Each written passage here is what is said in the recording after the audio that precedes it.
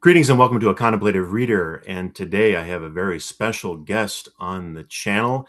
And who better to talk about a book with a bunch of interesting and unusual professors than the most interesting and unusual professor that I know, Dr. Philip Chase. Welcome. And it's good Yeah, to have I you with me. I don't know how well I would fit in among the staff, the professors in Gormenghast.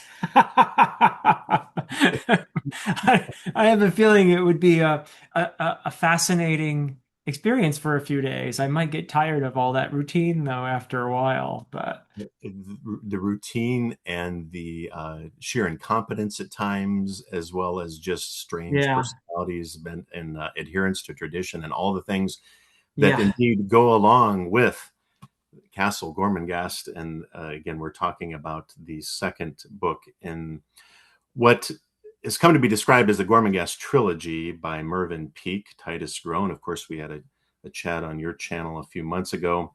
Today, we'll be talking about the second book, Gormenghast, and then the third book at some point, Titus alone. Of course, this was not meant to be a trilogy. Mervyn Peake was intending to write many more books, but unfortunately fell ill and wasn't able to finish. So that's part of, as we get towards the end of the chat, there's sort of a sense of I'm a little bit sad that we won't get to live in this world a whole lot longer after this book, but I enjoyed it while I could, and I suspect that you did too. So I had yeah, tell me your yeah. thoughts about it. General thoughts. We'll start Sure. with non-spoiler. Yeah. We're gonna keep it non-spoiler for now, and we'll warn your viewers when we're going to dive into the details. But yeah, I actually really had a great time, and it may sound odd. We were kind of talking about that before we hit record, but it's a little odd to say how much you enjoyed a book that's so macabre and bleak, and but there is a strange joy in this book too, I think even though for me the Uber theme so far in the first two books anyway has been there's a moment in there where a character is talking and there's a reference to the ghastly ritual that denies the spirit, the ghastly ritual that denies the spirit. And this is in the a part of the story where you see a little bit of ray of sunshine, so to speak. And there's a recognition of the human spirit in here, but the adherence to tradition that is Gormenghast, that is the institution, that is the place, that is just this world, really, is so oppressive to these characters, and they are shaped by this adherence to tradition to such a degree that a lot of them are not just eccentric, but I would say malformed in spirit almost. They've been shaped by their experiences in this place, and it's not always pretty. In fact, it can be very ghastly and very macabre. And there is a degree to which it is stifling of the human spirit. And yet there are these glimpses of beauty in there as well. And that is partly because of Mervyn Peake's tremendous ability to write. I mean, he is a prodigiously talented writer. His prose, I love. I mean, one of the reasons takes me so long to read these books is I reread passages and think, wow, that's really well said. And that, or even he has strange ways of saying things. Like he'll take me by surprise with some of his metaphors. I never would have thought of something like that, you know. And I think to myself, that is such a great insight that we get through that metaphor that I never would have thought of into the thing that he's writing about. So yeah, this was a delight, and I would say that the pacing actually picked up in Gormenghast as opposed to Titus Groan. Titus Groan, I enjoyed it. It was strange, but very little. There were moments of action in Titus Groan, certain duels and such, but really it was a lot of. There were small islands in the midst of a sea of atmosphere, really. And in Gormenghast, well, we get a kind of a sea again, don't we? We'll talk about that. Um, Right. but but there's a lot more going on to me, and there are elements of it that I think are going to go somewhere and then don't, and elements of it that seem to be what? Why aren't we talking about this yet? And then finally we do get there, and it sort of runs away. So. Yeah, I have lots of thoughts, but overall, I would say that I enjoyed this even more than Titus Grown, and I am very much in awe of Mervyn Peake's abilities as a writer, as an artist, as a visionary, because the atmosphere in here is just I'd be hard pressed to name writers as talented when it comes to portraying atmosphere. There's a handful, but Peake is well, he's at the peak in terms of that. So. He, and I think we talked about this in our first chat, he is able to paint a picture with words unlike any other writer that I've encountered. You, Yeah, when he is writing about um, the inner confines of the castle itself, you feel like you're there when he's describing these tunnels and passages that are mysterious and uncharted within the castle. You feel like you're right there exploring it with the characters. When he's talking about writing about the Gormenghast Mountain and the outskirts of the territory of the Groans, he feels like you're there as well, and you're seeing the vistas and the mist and the beauty, but also the, yes, again, macabre and gothic sense of the location. I think in terms of my pitch for the book, I have many of the same thoughts that you did, and I would say that for somebody who just did not like uh, the first book, Titus Grown, and didn't enjoy it at all, you're probably not going to like. You might like this one slightly better, but you're still not going to like it. So, yeah, yeah, if you're hoping that it radically changed, um, I would say the series is probably not for you, and if you could probably stop after the first book. But if you like the first book, Titus Grown, and appreciated the gothic nature of it, the weird, eccentric British humor that's involved at times, and the characters, as well as the way that Peake describes the events of the story, but wish there was a little more action, this book is for you. You stick yeah, with it. You'll enjoy this one much more.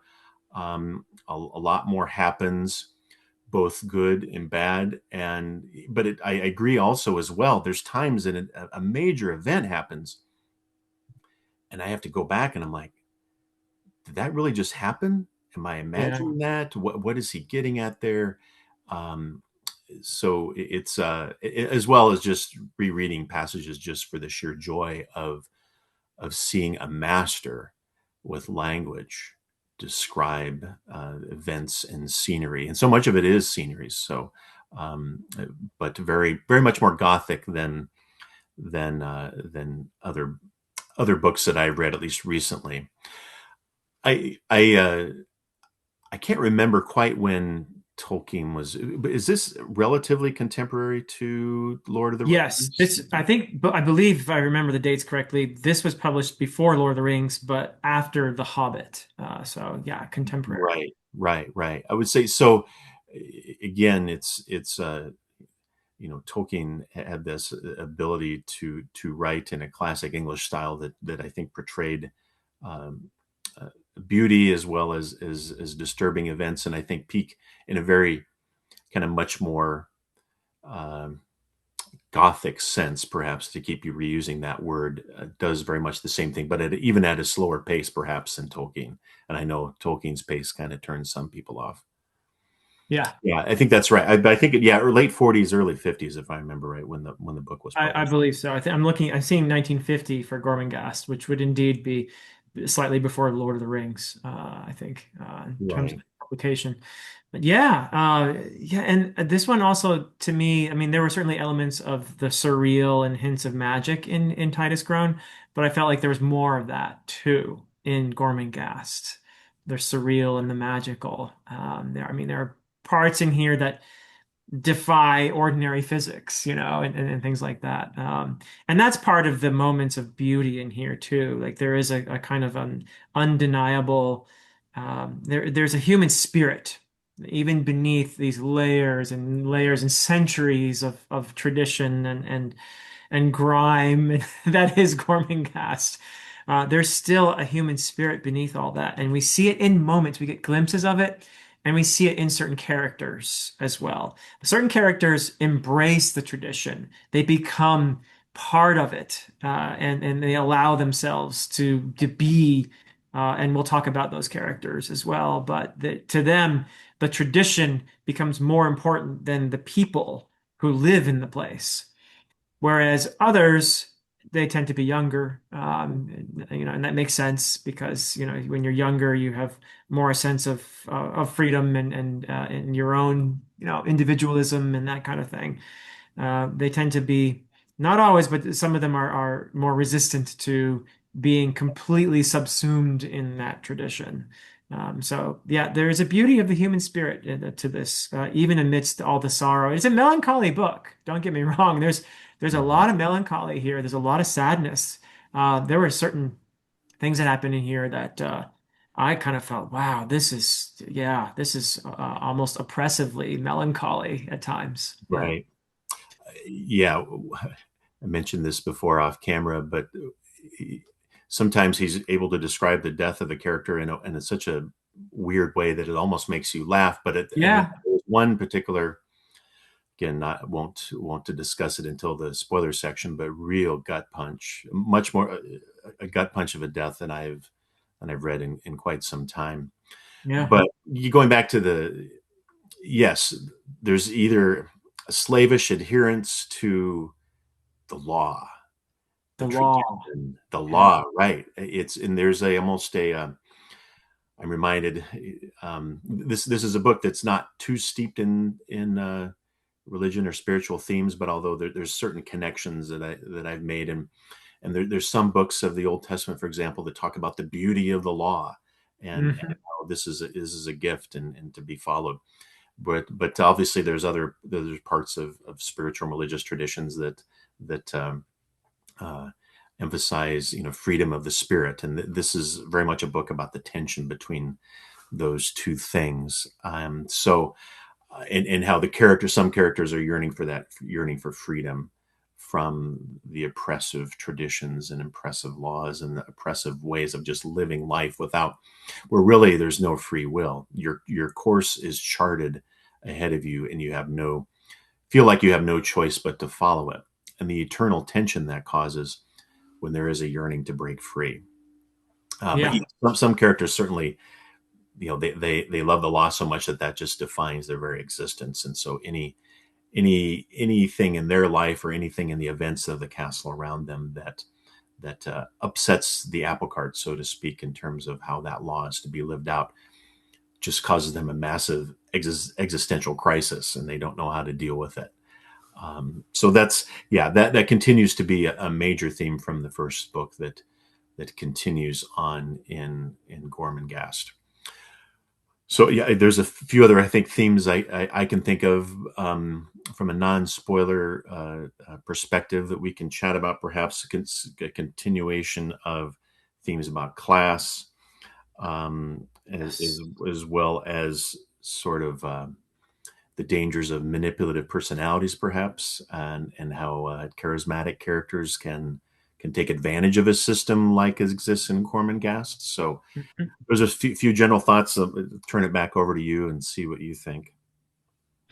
Yeah, absolutely. Yeah, class is very important here. The bright carvers, whom we met in the first book, play really overall less of a role, I think, but they're still present.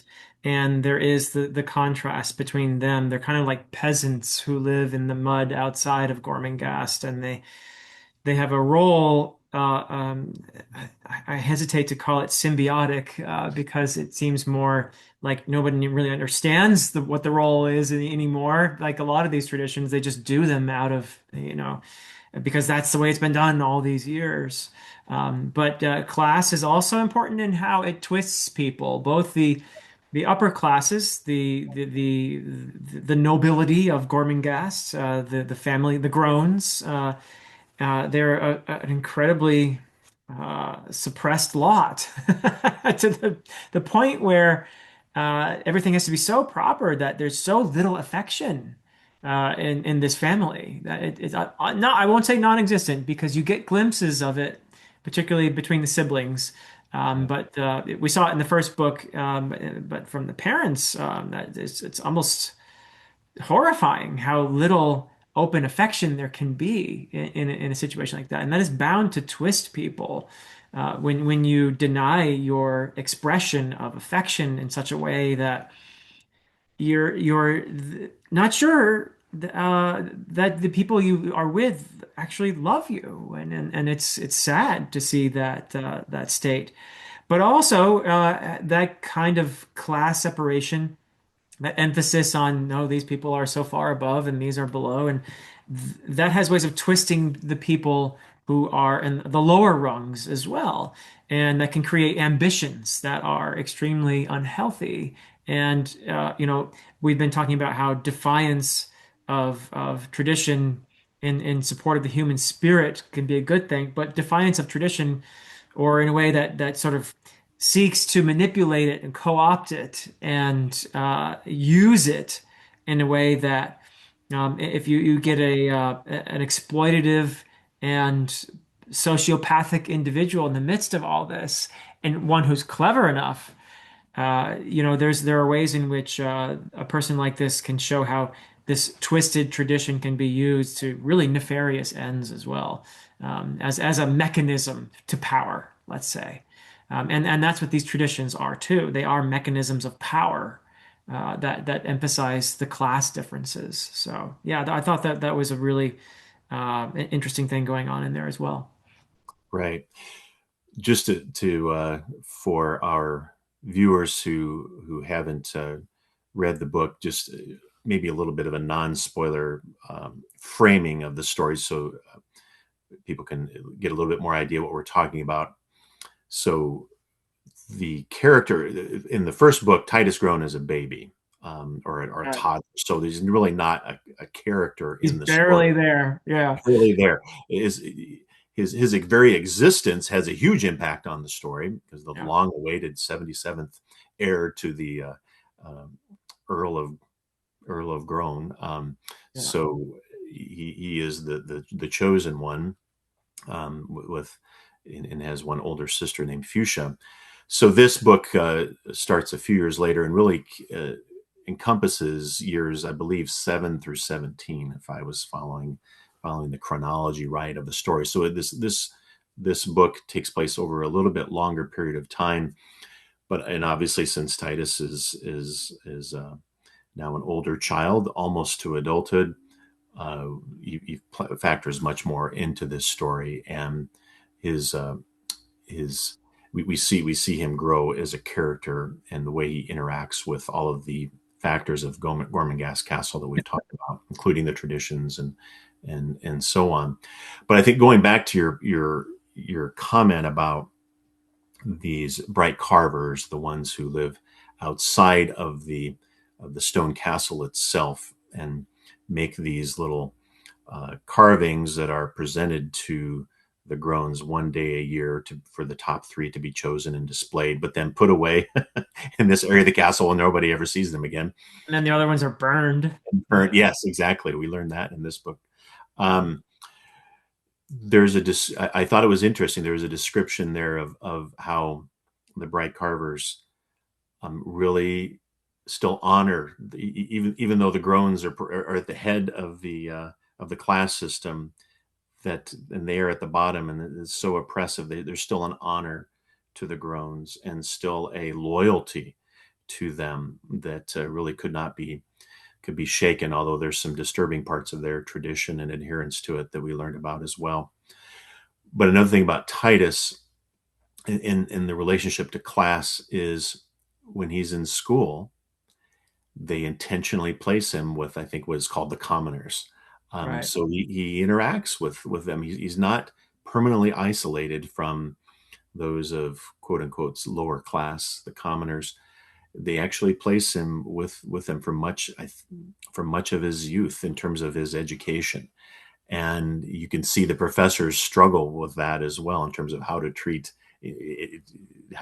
this one who is the chosen one, the 77th Earl, but also needs to be disciplined as well in the system so he doesn't rock the boat. So all of that is starting to come to fruition in this book in terms of how how class and tradition are dealt with in one thread that goes through this book, and how to raise Titus in that system. Yeah. So yeah, what do you have more thoughts on that, or what other thoughts on themes that we can chat about in a non-spoiler way?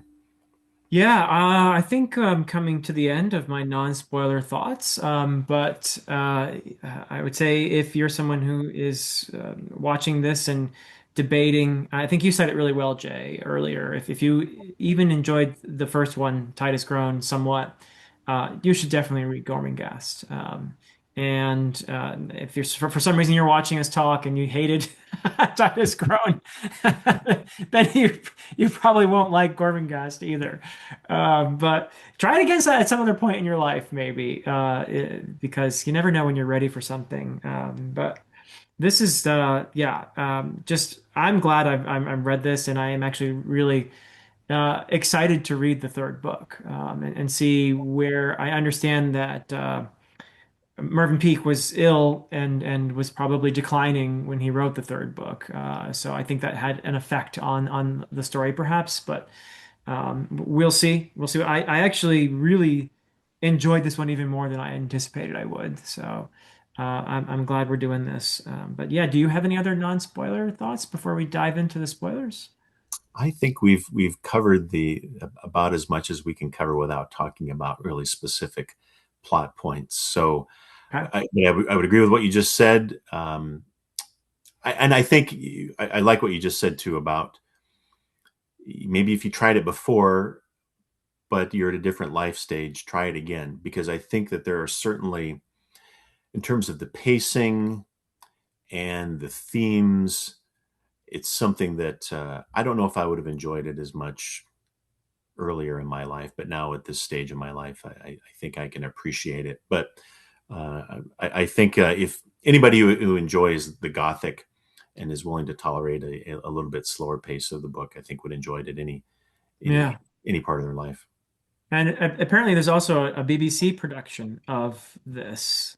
And I don't know if you've seen it. I have not seen it, but there's quite a great cast. Christopher Lee plays Mhm. Flay in it, for Oh, example. nice. Yeah. I'm aware of it. But I've intentionally not watched it until Uh-huh. at least getting through this book. I might wait until after we've read the third book too. Yeah. But I sometimes I like watching adaptations, so there's a preformed image in my mind of what certain characters look like. This is one Uh-huh. of those because I think Peake does such a great job at painting the picture, the forming images, that I'm just letting that form in my mind without imaging Christopher Lee as Flay, for example. I didn't even know that. So, but Yeah. Yeah. I'll certainly watch that at some point in time. Yeah. Same here. Yeah. All right. Well, we are almost a half an hour into the discussion, I think. So it's probably a good time to segue into full on spoilers. So, Spoilers. yes, if you don't care about spoilers or you have already read the book, please stick around as we talk about some of the great details of this book. So, again, as we talked before, there is incredibly humorous moments. There's incredibly ghastly moments. There's incredibly macabre and sad moments, Yeah. and there sometimes all of those can be wrapped up into one event, and you're amused by something that's really quite horrible, and sometimes it's just very sad too. So where there's almost so much to cover, I'm not quite sure where to begin. Or you could start with Steerpike if you want, because I Yes, think we'll talk about him. Yep. sure, yeah, I think he's a fascinating character and a character that there were certainly moments reading his narratives where I thought, my goodness, what a terrible sneak, what a awful Iago-like presence in this story. Like what a malignant tumor in the midst of Gormenghast we have here. And yet there were also times when I kind of felt for him and thought, this place also produced Steerpike. This place of rigidity and just this horrible, oppressive atmosphere. Somebody with great innate talent. I mean, if Steerpike had been recognized and encouraged rather than having to seize every bit of power. I don't know. I mean, does he just simply have a sociopathic personality and he was always going to be a manipulative, murderous person? Or is the fact that because of the oppressive nature of Gormenghast and the emphasis on class, he was essentially a scullion when we met him first. He He's was. wormed his way up, you know. So is it also because of the system that Steerpike becomes is he a product of the system as well, I guess is what I'm getting at. What do you think about that, Jay? I think it's both, both and not an either or. I think Uh-huh. he is by his very nature manipulative, scheming, uh, and not truthful, willing to sacrifice others to achieve ends. But having said all that, I also agree that you place him in a loving home instead of just being a nobody in Swelter's kitchen. If I remember, that's what he That's was right. doing in the first book, and continually, kind of looked down upon, a member of the lower class. But then, even when he gets a little bit of power through his somewhat through circumstances, somewhat through manipulation, he becomes Barkentine's sort of what's the right word? His Intern, apprentice. Yeah. apprentice. Yes, thank you. Barkentine still, because of that oppressiveness, you almost wonder if Barkentine would have been kind to him and more of a loving master than a strict strict person who is beating the law into him and continually castigating him. Would that have turned him around? Maybe so, but I think it just a series of events, from Swelter to Barkentine to where he was just inevitably made an already troubled character into a truly malevolent one. Yeah. Yeah. Yeah, absolutely. Yeah. And So speaking of Barkentine, also, I mean, he is the embodiment of this attitude about tradition and he is the law and he lives for it. He doesn't care about Titus as a person. He doesn't care about anyone really. All he lives for the law. And here he is, this filthy, just awful ball of malevolence as well himself. And the scene uh, where Sir Pike kills him and sets him on fire is I mean that's a perfect example of one of these horrific macabre scenes where I was kind of giggling because it was just so weird and ridiculous what was happening, and they're rolling around and his beard is on fire and he's grabbed hold of Steerpike and finally Steerpike gets the idea to just run out and out the window into the moat or whatever. And oh my goodness, what a scene. But what an end as well and it's adding to the tally of murders. And I think also his victim before Barkentine, and it was this one was subtle, but I believe he killed Nanny Slag as well because just one of before she died, he had gotten poison. He'd stolen poison from Dr. Prunesqualler's home. right. And then she suddenly is dead. So I felt like, oh, he poisoned her, didn't he? Yeah, that's one of those. I think looking back on the story, you put two and two together, particularly when you see him. He knows that Slag is such a relationship with Fuchsia. He's trying to isolate Fuchsia. Yeah, Isolate Fuchsia, and you see later on his ultimate scheme is to marry Fuchsia, right. kill off Titus, and all of a sudden I think the word dictator is actually used Yeah, by Mervyn Peake to describe what Steerpike's plan was. So if you aspiration. put all of that together, I think you're right. Yeah, because when he was in this state of delirium, again, he falls into this mode. Some of his skin was burned, so he's bandaged up by Dr. Prunesqualler for some time. But he has this statement in delirium to Prunesqualler that the Cora and Clarice make five, And Yeah. so I think I remember counting that up, and I wasn't quite sure who the five were, but I think Slag is one of So them. yeah, they mistakenly think maybe it was the previous Earl, but we Mhm. know better. And it has to be Nanny Slag, I think. Right. So Oh, I yeah. think you're right. Yes. So I think that those are great thoughts on Steerpike. And, again, going back to the context of Peake writing this, he's writing this right after World War II and seeing how charismatic leaders can just do awful, horrible things. But I think what I wanted to also point about Steerpike is he's not a, most of the people in the book, until they catch on what's going on, think he's this pretty good guy. And Yeah. Or Fuchsia especially has been fooled into thinking he's a hero. Fuchsia thinks that in particularly well. And so how, the most some of the most evil villains, again, however they got to their state and life, aren't, kind of pastiche. They aren't these, caricatures of villainy. They're Though you do get, so Titus hates him instinctively. right. And you also get the Duchess being suspicious, but not being able to really put her finger on it.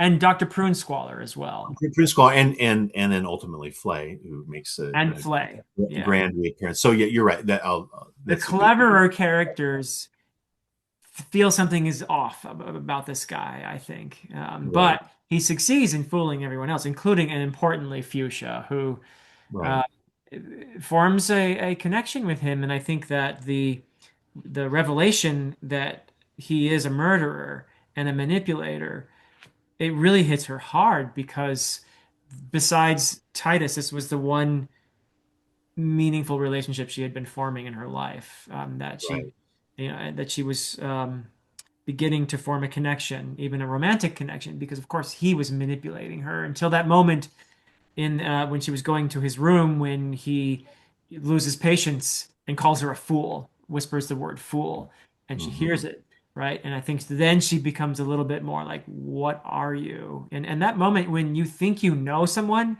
and you realize they're not what you thought, that's very scary, right? And you had given so much of yourself to that person. So yeah, unfortunately, and her whole story while we're talking about Fuchsia, Right. that hit me hard. It was the Her gut punch. Yeah, I mentioned gut punch before, and I thought, yeah, I did not see that one coming at all. Yeah, yeah. yeah, That was the bleakest moment of this whole book for me. Because that the fact that this revelation about this young man that she had started to fall in love with was not what she thought. It took the wind out of her sails. It made her feel like life is a sham. That maybe there isn't any love to be found in this life, and it just hollowed her out, and that was hard enough, and it put her into this depression that, of course, she would have been vulnerable to depression anyway, being in the middle of this place and having to deal with uh, being a grown at all and wear this facade all the time. You get the sense with Fuchsia that there was a spirit in there though, that there was something beautiful inside there that was just wanting to come out, and the thing with Steerpike was supposed to let that thing come out, but it turned out to be something very unfortunate. And then, of course, her last moments were, yes, she was contemplating taking her own life, but she didn't mean to in the end. She was it was surprised into purely it. accidental. Yeah, It was accidental in the end, and that just I got very upset I did with too. her story. Yeah. I too. I don't. I'm being a little bit of this stoic northern person of northern European descent, so I Yeah. don't tend to get too wrapped up in emotional in books. But the two moments in this book where I did, where it both involve Fuchsia. The one where, Titus goes on one of his sojourns outside of the castle because he yearns to break free, and there's much more to be said about that. Um, but then when he comes back and Fuchsia's just a, a love that she expresses for Titus because he is the only one that understands her position in life and what she's going through and what she's been through, and that oppressiveness. But they still have this bond, even though she's considerably older than him and was initially jealous when he was born. Yeah. I thought that was such a beautiful moment. And then to juxtapose that with, that was one of the passages I honestly had to reread it. And I thought, did he really just kill off Fuchsia? I Yeah. can't believe it. Yeah. So, um, yeah, that was an incredible moment. Before we go talk about Titus and his his wanting to break free, I also want to point out, again, this is another thing I remember from our first chat, that Fuchsia was really, I think this is something we both had in common, that we didn't, none of the characters were particularly likable, except for we could kind of see that Fuchsia had potential to be likable, and that was certainly the case Yeah. in this book. But I think what I also liked about this book is I did find that there were more characters that I could, and surprisingly, Flay. He was such Yeah. fun. He's has this battle with Swelter, and he has all these other issues, and he's this kind of character in the castle that you just don't know what to make of. That he turns out to be a real hero. Yeah. I thought that Yeah. was a beautiful, beautiful way of his character progression. That he's kind of this, he's off living as a wild man in the woods in this cave for years, but then reconnects with Fuchsia and Titus, and slowly but surely makes his way back in the castle, although secretively, and does the right thing. And again, because he senses this about Steerpike, he ends up dying for, for Gormenghast, but also more than just Gormenghast, the institution. He dies for Titus. I mean, and because I think of that, I can't remember how I connected it, but maybe I'm No, reading. you're right. And he had an affection for Fuchsia as well, and he was wanting to protect her. He was the voice that whispered to her, "Be careful," or I can't remember exactly what he says, but he's up there and hiding in the shadows, and he was the voice that was trying to caution her. He has a genuine affection for these children. So it's for him, it's not unlike Barkentine. Right, Yes, he is all about tradition and everything else, but he also has an affection for these children, and he has this undying loyalty about him that is admirable. So yeah, amidst his eccentricities, his creakiness, and everything right, else, that loyalty and that affection. So beneath that crusty surface, there's a human in there. There's a soul, right? We can see that with Flay. right, And I do like his character a lot in this book, and the sacrifice he ultimately makes, getting a knife in the heart, literally, and seeking to protect Titus and Fuchsia also by extension.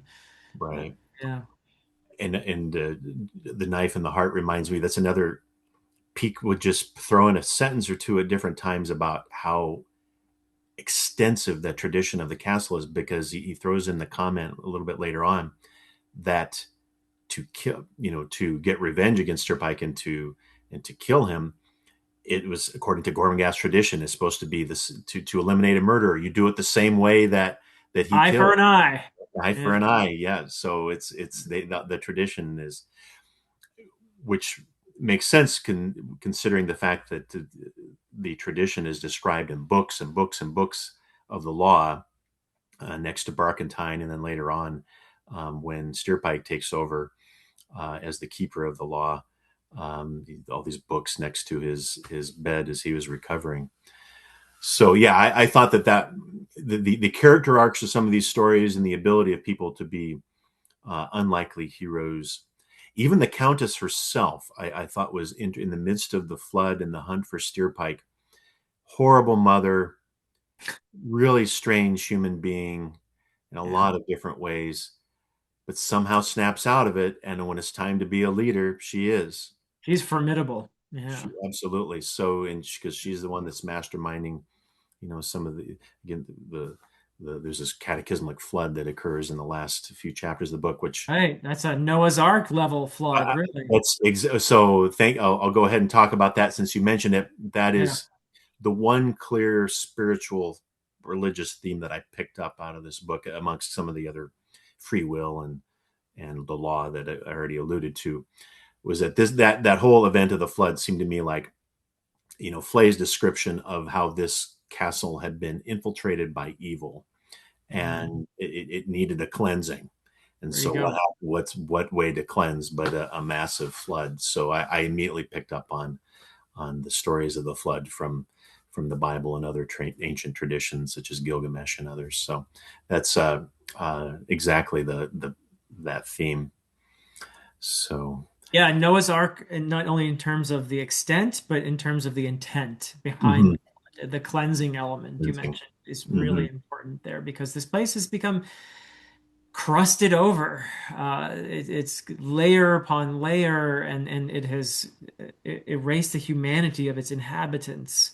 It has and for in conjunction with Titus's journey as a character, I think too, it's really important symbolically because Titus is breaking free. He is leaving Gormenghast in order to be a person, in order to be a human. So I feel like the flood is a really important in and of itself as a symbol, but also in conjunction with Titus's journey, which maybe we can talk about now. Yeah, Uh, go for it. Okay, so yeah, Titus, of course, he's the title character of the first book, but he's hardly there. Mhm. And in this book, he is actually more or less the protagonist. There are some tangents and side things going on that we can talk about. We haven't talked about Irma's wedding and everything else, Which is certainly which some of the humor of the book, a right? lot of the humor is there, and I'm glad it's there. It kind of goes nowhere in the end, but I'm glad it's there for the humor, and also because it's a way for us to get to know some of these professors, particularly Belgrove. And one of my favorite moments, actually, in the whole book, in all both books so far, is when Belgrove and then later Prune Squaller joins them, but they're playing marbles Right. playing marbles. And this old man who's supposed to be this crusty old professor and then later headmaster, he's got some spirit in him too, and I like that about him. I mean, he has the marriage is a disaster with Irma because he's um, got these bizarre patriarchal expectations and he's really not up to snuff, really. Yeah, Um, and Irma's obviously has her own eccentricities. She's yeah, to say it mildly, but I love that moment of light and beauty and playfulness in amidst this enshadowed, oppressive place. They can have a game of marbles and just laugh, and Right. that was a wonderful moment. And I think that helped me put into perspective who Belgrave was and how he related to people. That because a little bit earlier in that interaction, because this is after Titus has developed a pattern of just taking off. He takes his horse up Gormenghast Mountain and he's there for a few days. He takes off and discovers these earthen passages that where you can navigate your way in and out of Gormenghast Castle. And then he comes back and he gets punished by being put in this, what they call it, the lichen fort or something like that, Mm. for 7 days, and he has to live and be out there for a period of time as punishment. So, but then he's brought back, and Belgrove describes him at one point as, you wicked boy. And at first I was like, oh, is he like super harsh now? Is he this really kind of classic English, stern taskmaster professor who with no sense of humor? But then the marbles puts that in perspective. So I can almost see Belgrove saying that with a smile. Well, Yeah, you wicked and naughty boy, tut tut yeah, tut, kind of a thing, as opposed to a real judgment. yeah. So that was a beautiful moment. Absolutely. Yeah, he's outwardly conforming to the expectations and the tradition, but there's a human in there, Right, Uh, right. there, He's there, described as is he falls asleep in class, and that's, you know, yeah, all of those. He becomes headmaster only because he's the most senior yeah, professor there.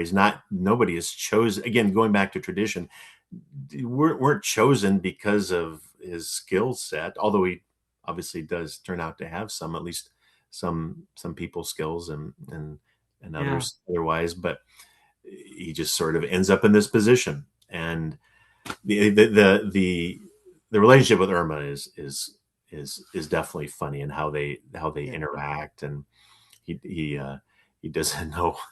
He, none of the professors know how to deal with a woman, so that's why they all No, uh, no. they get an invitation.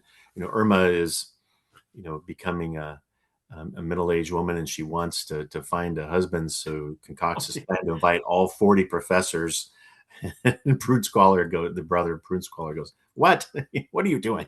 you know, Right, right. um, and none of the professors know how to handle that, and one of them rushes up to her and faints and causes quite a scene during the middle of the party. But And they'll he ends go up later, because of Prune Squallers has had him stripped and everything. He ends up running buck naked, right in front of when they're making their. I mean, right, it does make a bit of a mockery of their romance that is budding right in that moment, and just what a way to end that whole thing, that sequence.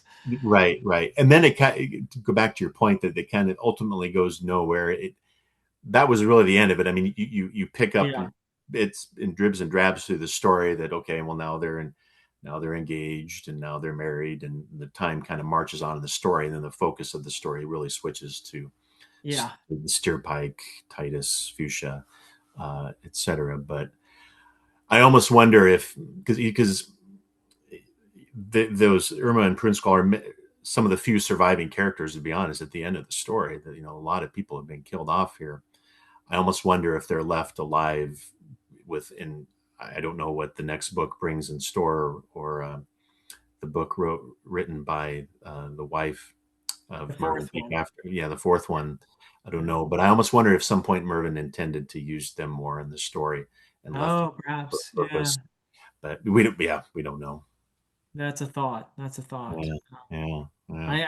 I'm assuming that the next one, Titus alone, is going to follow Titus more than anything else, but we'll That's see. the name of the story and the setting of it, with the final scenes of him Yeah, taking off once again, contrary to although the Countess's final line, it was something to the effect of, trying to convince him to stay, as all roads lead back to Gormenghast, was essentially yeah, her message to him, saying that you may leave now, but inevitably you'll come back. And I yeah, think you could take that either literally that he was intended to come back to Gormenghast, or metaphorically that the old saying is you can take Titus out of the castle, but you can't take the castle out of Titus. So yeah, internally, he's always going to be shaped by how he was formed and the events that have happened. Really, again, is macabrely funny as they were, just ultimately extremely tragic. Um, yeah, he's now lost. His father is at a young age. His sister, who he was really again just developing a sincere, deep love and appreciation for his big sister, and now is gone. Um, but yeah, the story of the search for Steerpike, after they catch on and determine that yep, he's responsible for the deaths of Cora and Clarice and Flay yeah. and That's what gives him away. He's doing his weird victory dance there, and they're just kind of watching him, right, and it's evident that he's a murderer there. Yeah, right, right. But Titus, very very human reaction there. I mean, he's upset by um, you know he blames him for the death of Fuchsia, although he's Steerpike, actually not guilty he's there. actually not, only in a very indirect way by causing her Right. mental condition, Yeah. but he really focuses on he stole my canoe. Yeah, Yeah. Well, it becomes a symbol, doesn't it, it does. Yeah, of freedom, I think, for Titus. And there are so many important symbols for him. There's the Thing as well, right? This who was what's her name's Kata, child. Kata's child. Yes, Hmm. Kata's child from the first book, who is an outcast from the Bright Carvers, and is seen as, because of her being a born out of wedlock, Hmm. is rejected by them. That's there you see the harm of tradition. This is a person. This is a human who's been ostracized, who's been rejected from a society, and therefore it grows up a wild child. But that very freedom is what Titus, it's almost, she's the polar opposite of Titus. She has nothing in terms of material wealth, but she has this freedom. And it's written beautifully, almost metaphorically, how she's able to almost fly, right? And how Right. she's a figure for Titus, a figure of great grace. And who knows how what her POV would have been if we had gotten into that, but I suspect it would have been less graceful. But still, for Titus, she represents this freedom. And then the moment of her death is really quite tragic. It's explained as a moment of maturation for Titus, that he is forced to become a man by the death of the thing, to let go of his childish, fantasies. And he does, I suppose, is forced to confront the idea that absolute freedom in this world where there are all these social ties and obligations and everything else is impossible. That level of freedom that the thing seems to represent. She doesn't even have a name. Right. Poor thing. Yeah.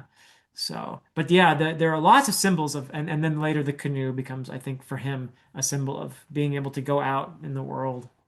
Right. All of that. Yeah, that was the thing's storyline culminating in her death by this stroke of lightning during the Lightning. midst of this Yeah. rainstorm was another thing that I had to go back and reread it. Like, did he really just kill her off by a lightning strike?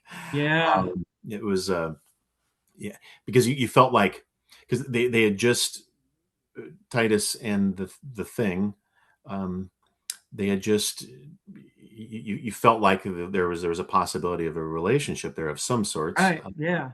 Certainly Titus was intrigued by her, to say the least, but then it was gone. Well, So, um, yeah. but yeah, he Mervyn Peake certainly uses the thing in the canoe as a way of depicting Titus's overwhelming desire to break free and for freedom. Yeah. But also, just as you mentioned, the way that the Bright Carvers dealt with the thing was sort of this mix of, yeah, treated her horribly by making her an outcast and living this wild child out in the woods and not allowed to be part of their common life together. But they don't kill her for, Hmm. for two reasons. One is there's the kind of the resurgence of the supernatural. They're very much a belief in ghosts. They're afraid that she would come back and haunt them if they did. Right. And number Right. two, they're aware that she's essentially the foster sister of Titus, because again, Cata was the one who nursed Titus because the Yep. Countess didn't raise her, Cata did. And so because this is Cata's child, there's really much there's a tie there that they don't want to dishonor their patronage of sorts to the Groans by Hmm. by killing her. So it was an interesting dynamic there.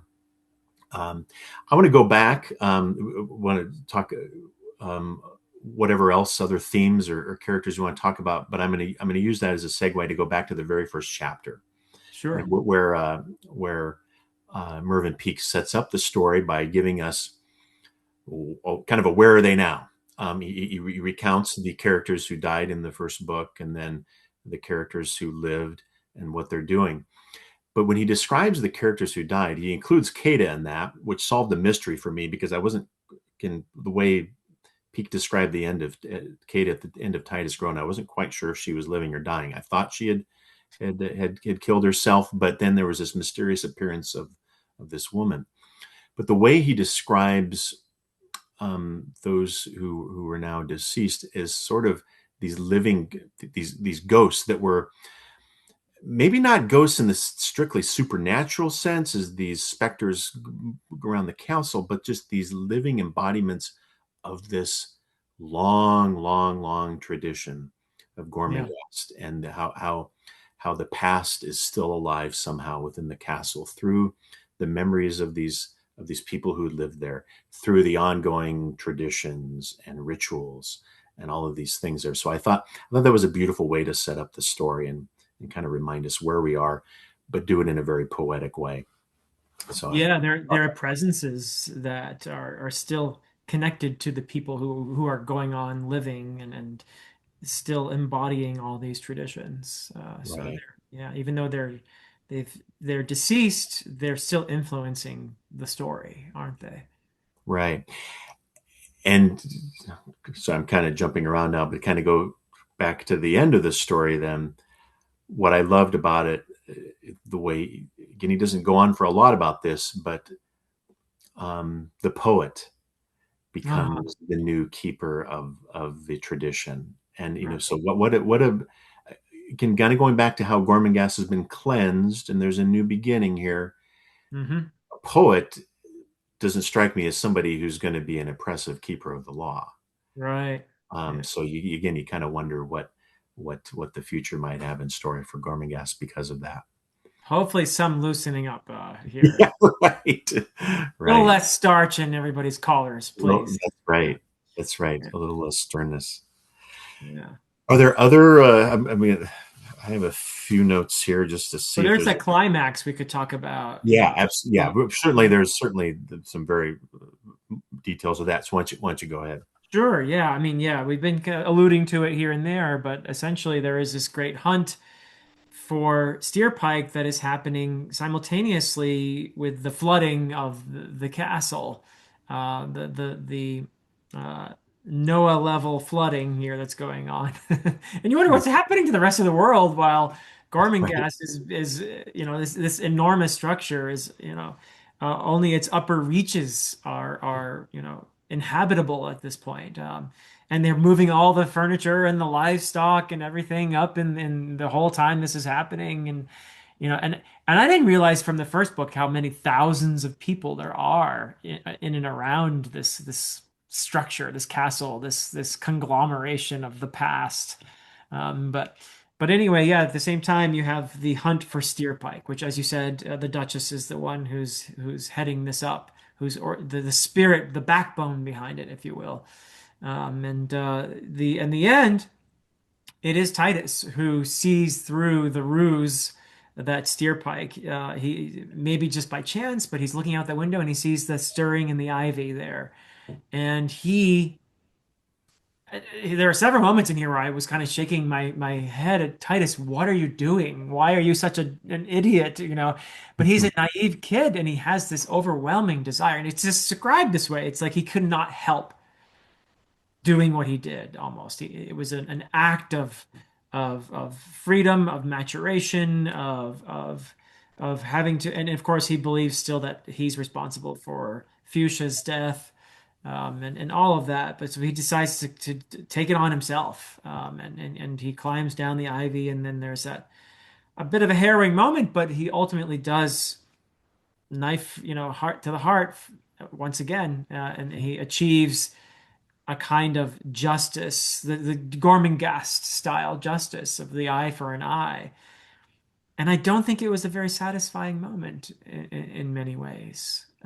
This life for a life moment. I don't think it uh, Titus actually got much satisfaction in the end from it, though he thought he was going to. Ultimately, it left him feeling hollow, I think, in that moment. But what was your read on the final moment there? Well, you're exactly right, and I'm reminded of in another life before I was a pastor, I was a lawyer, and how the judicial system, you can achieve justice through a conviction in a criminal case or a judgment in a civil case, kind of a thing. But those are in many ways don't make a person. It doesn't right make a deceased person come back. It doesn't give you it doesn't give you a sense of wholeness. And I think that Titus, by his rage, he has this you know description of rage, and he wants revenge, and Steerpike becomes this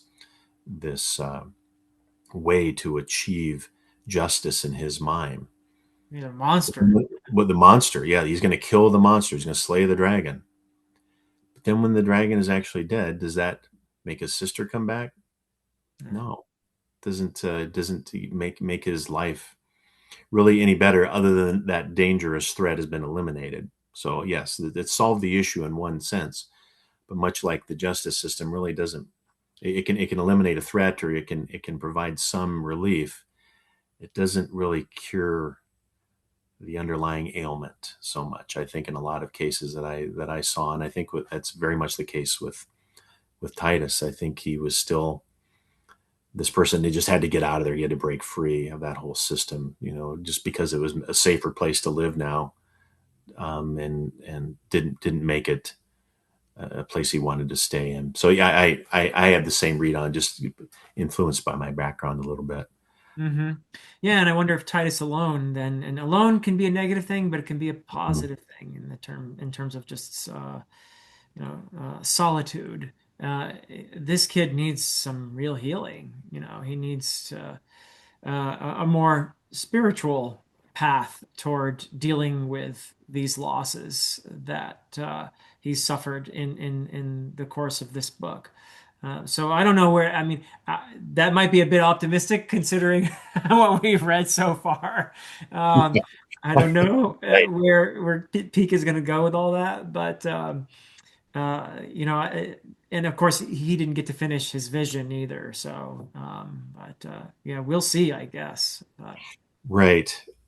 I think even though the vision is finished, I'm sure there's going to be many unanswered questions when we get to the end of the story. I think this has been just maybe a final pitch for the story for whoever's still watching is um, it's incredible. I think it's incredibly worthwhile, even though there's probably not going to be a nice tight ending of sorts. I think that this has been a reading journey like no other, because of Peake's writing style and the ability to convey atmosphere and characters for all the reasons that we've talked about. Yeah. I would agree with that. I'm glad we're doing this, and I'm looking forward to Titus alone. We'll see what he does there. Right, right. Anything else for the good of the order to chat about that we have? I think we've I'm sure covered we everything. missed a bunch of things, but somebody in the comments is gonna say, "Why didn't you talk about blah blah blah?" And yeah, well, we couldn't get it all, um, but just in general, I appreciated this very much, and I think that I'm comfortable using the word genius for Mervyn Peake, and for what he was able to achieve here. If you're up for something different, yes, you're going to have to invest in this to get the dividends, but they're well worth it in my opinion. So Absolutely, absolutely. Well, Philip, thank you very much for inviting me to be part of this journey with you, and I look forward as well to reading Titus alone and see what's next in the world of Gormenghast. So, thank you to all of you for watching, and peace be with you.